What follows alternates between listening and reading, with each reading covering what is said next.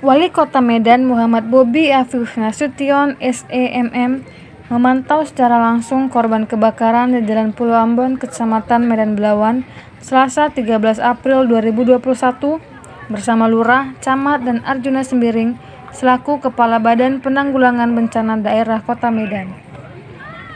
Desi adalah seorang warga yang terkena korban kebakaran, menceritakan kronologis kejadian persis pada pukul 2.15 siang terdengar seperti suara ledakan dari salah satu rumah warga dan langsung menghanguskan rumah tersebut, di mana pada saat kejadian itu angin kencang hingga menyambar ke seluruh rumah warga yang ada di sekitar.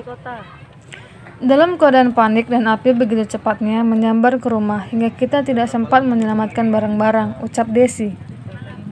Kejadiannya pukul jam 2.15, cuman nggak tahu persis lah jamnya jam berapa. Intinya waktu ada suara ledakan, api itu udah ada di salah satu rumah warga. Jadi nggak sempet buat nyelamatin yang lain karena angin kencang. Habislah semua, nggak sempet lah. Penyebabnya apa Kak? Penyebab kebakarannya itu? Nggak tahu Bang, pokoknya ada suara ledakan, tapi kami nggak tahu itu konsleting listrik atau tabung gas atau kulkas meledak, kami nggak tahu. Cuman tiba-tiba kami keluar, api itu udah besar. Kakak sendiri udah berdomisili berapa lama di situ? Udah lama lah Bang, udah sekitar dari 8 tahun, 9 tahunan lah. Ya, dengan kakak siapa namanya? Kak Desi. Dalam kesempatan itu, wali kota yang tiba di lokasi kejadian berdialog dengan warga yang menjadi korban kebakaran tersebut di tenda penampungan sementara yang disediakan BPBD, dan berharap untuk saat ini agar makan dan kesehatan para korban kebakaran terpenuhi, serta menginstruksikan kepada Camat Belawan untuk mencarikan tempat bagi warga yang terkena kebakaran, karena tempat yang selama ini ditempati kebanyakan adalah bukan milik korban kebakaran, tegasnya. Di tempat yang sama, Arjuna Sembiring mengatakan tidak ada korban jiwa dan jumlah yang terkena korban kebakaran ada 10 rumah yang terbakar dengan 11 kepala keluarga, dan warga pada saat kejadian langsung kita evakuasi di tempat yang aman serta kita buatkan tempat penampungan sementara dan juga menyiapkan rumah penduduk untuk menampung ibu dan anak-anak dan balita. Untuk saat ini, bantuan yang kita berikan adalah kebutuhan dasar seperti tempat tidur, peralatan masak yang dibutuhkan untuk saat ini. Dan juga menambahkan dalam 2 atau 3 hari ke depannya untuk mencari tempat yang pas buat warga yang menjadi korban kebakaran, pungkasnya. Iya. Masyarakat. Jadi setelah ini gimana?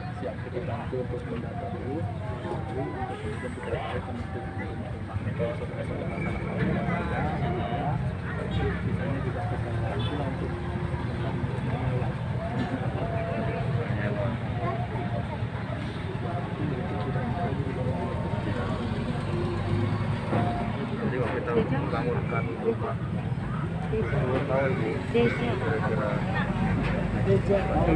orang ini kepala keluarganya nih kayak Pak Zainuddin Lubis. Iya Pak, saya ngapain? istrinya, dia lagi di posko sana. Nggak hari-harinya? Hari-hari pabrik Pak. Rata-rata. Tanah Indah. Apa? Tanah Indah. Tanah Indah. Tanah Indah. Tanah Indah. Tanah Indah. Bawah, jualan sayur-sayur, jualan kebutuhan pokok. Jadi nanti kan banyak yang tinggal di situ belanja nggak jauh-jauh di situ. Ini lagi kita susun ya, doain Bu ya. Mudah-mudahan ini kita buat, mudah-mudahan ini kita launching, mudah-mudahan Ibu ya. Ini bantuannya nih Bu. Ibu yang tadi yang belum beli sempak yang mana tadi? Hati-hati Bu. Jadi kalau ada yang kurang, sampaikan Bu ya.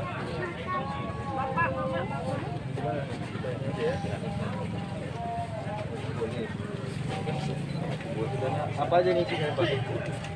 Ya peralatan itu.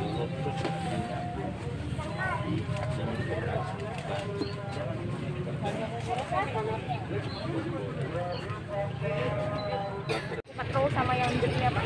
Iya. Gimana Pak? Tanggapannya Pak tentang kebakaran? Ya, tadi kan teman-teman nelayan itu mempertanyakan tentang Permen 5859. Tadi saya jelaskan kalau tentang secara penangkapan itu pemerintah Kota Medan hari ini belum memiliki wewenang. Teman nelayan ini butuhkan apa dari pemerintah Kota Medan yang masih masuk dari wewenang pemerintah Kota Medan. Berarti bantuan-bantuan dari pemerintah Kota Medan apa yang bisa kira-kira menyasar langsung ke teman-teman nelayan yang ada di Belawan, nelayan tradisional khususnya. Ini tadi yang saya sampaikan, dan saya sampaikan juga kalau teman-teman menanyakan tentang di sini makannya terpenuhi, kesehatannya terjaga. Ini dulu, Pak. Nah, untuk lokasinya saya sudah minta kepada PLT Camat Belawan untuk mencarikan tempat karena memang tempat yang dihuni selama ini kebanyakan itu bukan milik dari para korban.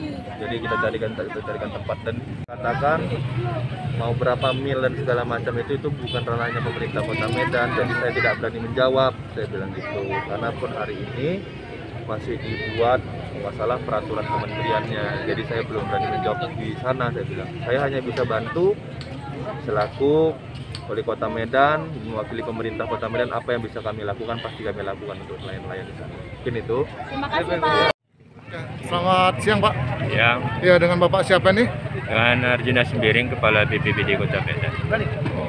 Ini terkait dengan masalah bencana kebakaran ya, Pak ya. Iya, Menurut informasi ada 11 rumah dan 11 kakak, 10 jadi rumah. 10 rumah, 11 kakak. Itu penyebabnya apa kira-kira, Pak? Artinya sampai sekarang masih dalam penyelidikan. Jadi, itu masih dalam proses penyelidikan. Jadi warga dari tadi malam sudah kita evakuasi, sudah dibuat tenda penampungannya di titik aman kerjasama dengan camat, lurah dan kepala lingkungan. Dan sampai sekarang warga sudah ada tempat penampungannya. Untuk korban jiwa sendiri belum ada, Pak? Korban jiwa nihil. Nihil, Pak ya. Dan untuk tempat penanganannya sekarang untuk sementara di sini, Pak. Iya, sini Sudah di ada samping berapa tempat, Pak? ada rumah juga, rumah penduduk yang disiapkan untuk menampung, khususnya untuk warga-warga yang istilahnya ibu-ibu dan balita, ya. Sudah disiapkan juga rumah oleh pihak kecamatan untuk menampung. Jadi di sini sudah ada posko juga sudah dibentuk dan kebutuhan warga untuk kebutuhan dasar sudah dibantu. Rencananya sampai kapan ini, Pak? Warga ini bantuannya? Artinya tadi kan kita masih lihat dalam 2-3 hari ini kondisinya. Di dalam proses Pak Camat juga untuk melihat mana tempat penampungan yang sudah memang bisa nanti lebih pas untuk keluarga. Untuk saat ini dari pihak BNPB, PNBB, bantuan apa saja yang dari? Jadi kita dari BPBD memberikan bantuan kebutuhan dasar, mulai dari peralatan tidur, ya kan, kemudian peralatan dapur, kemudian peralatan mandi, begitu juga dengan kebutuhan dasar, ada beras, ada mie instan, itu kebutuhan dasar dari masyarakat. Jadi kita lihat juga, mungkin bisa nanti ada juga kita kasih stimulan seperti apa. Oke, Pak. Terima kasih, Pak. Terima kasih ya.